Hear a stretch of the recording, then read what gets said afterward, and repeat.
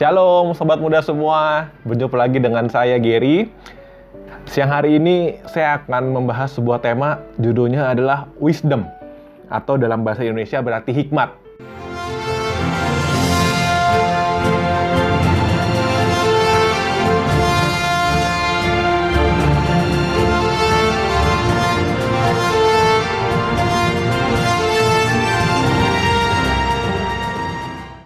Gereja Katolik beberapa tahun terakhir kita seringkali berbicara mengenai hikmat. Keuskupan selalu mengarahkan bangsa berhikmat, bangsa bermartabat, dan sebagainya. Teman-teman, secara khusus kepada orang muda semua dimanapun kalian berada, saya bisa mengatakan penting bagi kita orang muda untuk punya hikmat. Supaya kita bisa dipercayakan oleh suatu perkara besar, supaya kita bisa go to the next level, penting bagi kita anak muda untuk punya yang namanya hikmat. Seperti Salomo, ketika dia masih sangat muda, Alkitab menyebut dia masih sangat muda, diangkat untuk menjadi raja atas bangsa Israel. Bangsa Israel bukan bangsa yang kecil, bangsa yang sangat besar, tapi Tuhan percayakan untuk dipimpin oleh Salomo. Ketika dia mendapatkan kekuasaan, dia datang pada Tuhan, dia nggak minta hal aneh-aneh, dia nggak minta bidadari, dia nggak minta mobil Alphard, dia nggak minta supir, tapi Salomo minta hikmat kebijaksanaan untuk dapat memimpin bangsa yang besar. Oleh karena itu, sobat muda semua, sebelum kita berdoa minta kekuasaan, sebelum kita berdoa minta uang yang banyak, karena biasa uang identik dengan kekuasaan, penting bagi kita untuk minta yang namanya hikmat kebijaksanaan daripada Tuhan. Teman-teman, saya akan bagikan beberapa contoh kebiasaan buruk yang membuat kita sulit berhikmat. Dalam kehidupan sehari-hari, banyak kebiasaan yang membuat kita seakan-akan nggak berhikmat dan bahkan membuat orang lain nggak enak karena kebiasaan kita. Kebiasaan pertama yang membuat kita nggak berhikmat, orang muda Katolik secara khususnya, yaitu cuek. Cuek, nggak peka pada keadaan, nggak peduli sama kanan-kiri. Banyak orang Katolik yang kanan-kiri, tetangga, mau apa, nggak peduli. Pemilu, bukan datang ke TPS, tapi banyak anak muda yang justru malah pergi liburan, beli tiket. Teman saya kerja di travel agency bilang ketika pemilu, banyak orang-orang yang malah justru pergi. Dan mayoritas itu adalah orang Kristiani. Teman-teman semua, cuek, membuat kita nggak berhikmat, nggak peduli segala sesuatu. Yang penting enaknya gua doang. Bodo amat deh kanan kiri mau apa. Tapi, nanti kalau terjadi sesuatu, dia yang paling lantang berbicara, paling lantang komplain. What a fool, gitu ya. Disuruh berpartisipasi nggak mau, tapi ketika nasib terjadi sesuatu, paling ribut sendiri. Nyusahin orang lagi, marah-marah lagi. Membuat kita nggak berhikmat. Karena cuek, kita bisa kehilangan opportunity, kehilangan kesempatan. Saya pernah sekali waktu datang ke tour, mau beli tiket untuk liburan. Ketika saya datang, ketemu sama agennya, di sebelah saya ada ibu-ibu. Datang, ketemu sama travel konsultannya, marah-marah. Dia marah-marah kenapa? Karena nggak diingetin bahwa ada promo cashback dengan kartu kredit tertentu. Dia ngamuk-ngamuk. Travel konsultannya merasa sudah memberitahu kepada semua konsumen. Sudah ditebar via Twitter informasinya, di depan ada banner, sudah di email. Tapi ibu ini masih marah-marah. Dia marah-marah begitu keras. Bahkan sampai konsultannya dibentak.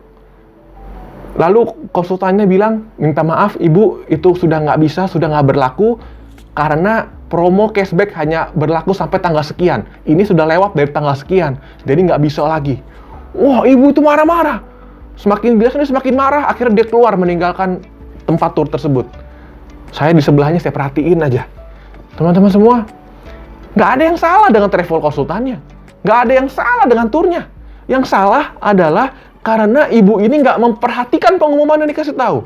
Nggak baca media sosial, nggak baca email. Alhasil apa? Dia marah-marah di depan travel konsultan. Teman-teman semua, karena cuek kita kehilangan opportunity.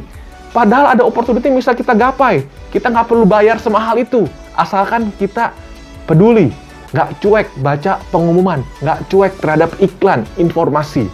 Ya, teman-teman semua. Jadi, yang pertama, kebiasaan buruk yang harus kita hindari supaya kita bisa berhikmat, jangan jadi pribadi yang cuek.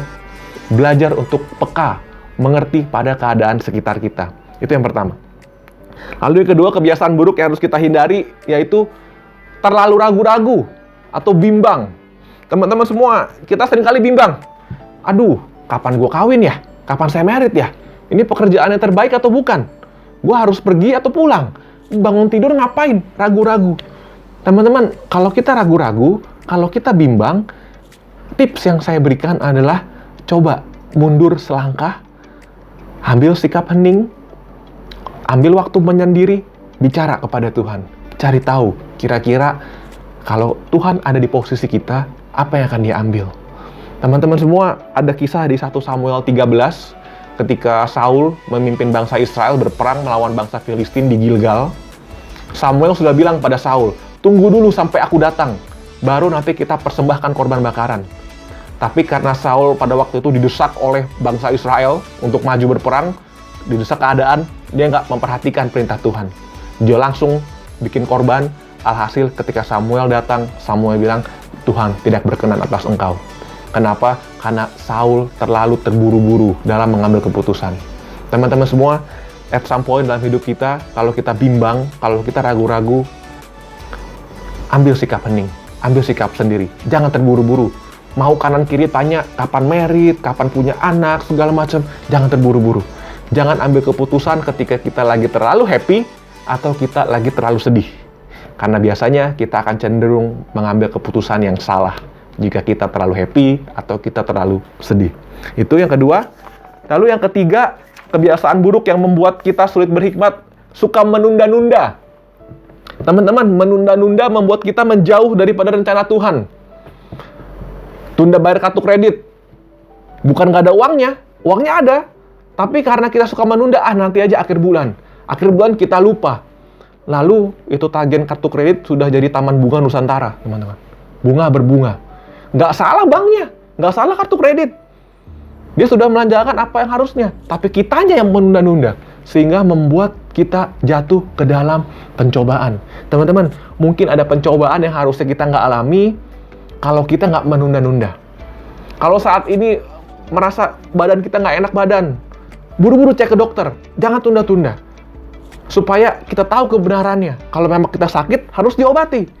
Kalau memang nggak ada apa-apa, ya sudah, berarti aja perasaan kita saja. Kita menghadapi kebenaran. Jangan menunda-nunda, teman-teman.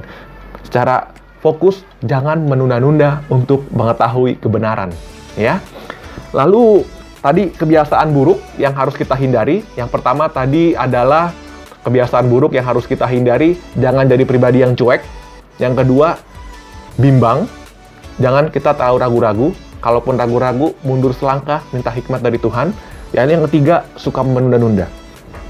Lalu di bagian yang terakhir, saya akan kasih tahu tips kepada teman-teman semua, bagaimana caranya kita mengetahui hikmat Tuhan. Bagaimana caranya supaya kita bisa mengalami. Tadi kita ngomong kebiasaan buruk yang harus kita hindari. Lalu, in practical, bagaimana caranya untuk kita mengalami hikmat Tuhan? Yang pertama, yang namanya hikmat Tuhan, itu pasti ada keyakinan di dalam batin ketika kita melakukannya. Keyakinan dalam batin itu apa? Suara hati. Saya masih ingat pelajaran agama Katolik SD, itu dia bilang suara hati sama dengan suara Roh Kudus. Jadi, kalau kita mendengarkan suara hati kita, berarti kita mendengarkan suara Roh Kudus. Lalu pertanyaan yang kedua, suka ditanya sama orang, gimana caranya bedain suara Roh Kudus, suara hati, sama yang maunya kita? Betul? Teman-teman, kita nggak akan bisa mampu membedakan mana yang asli dan mana yang palsu sebelum kita punya pengalaman sendiri akan yang asli. Saya ulangi ya, kita nggak akan bisa membedakan yang mana asli dan mana yang palsu sebelum kita merasakan sendiri yang asli seperti apa. Saya punya temen, dia koleksi tas, hobinya beli tas KW. Tas LV, Hermes, semua dia beli yang KW. Tapi suatu waktu dia mendapat rezeki lebih, dia iseng beli yang asli. Dia beli yang asli. Ketika dia beli yang asli satu, dia cerita kepada saya dan teman-teman yang lain. Gila, Ger, yang asli beda banget sama yang palsu. Baunya juga udah beda. Lebih kuat, lebih enak dipakainya. Wah, tahu begini mah gue udah nggak mau lagi deh beli yang KW. Mending gue tabung duitnya, gue beli yang asli aja setahun sekali atau setahun 2 kali cukup.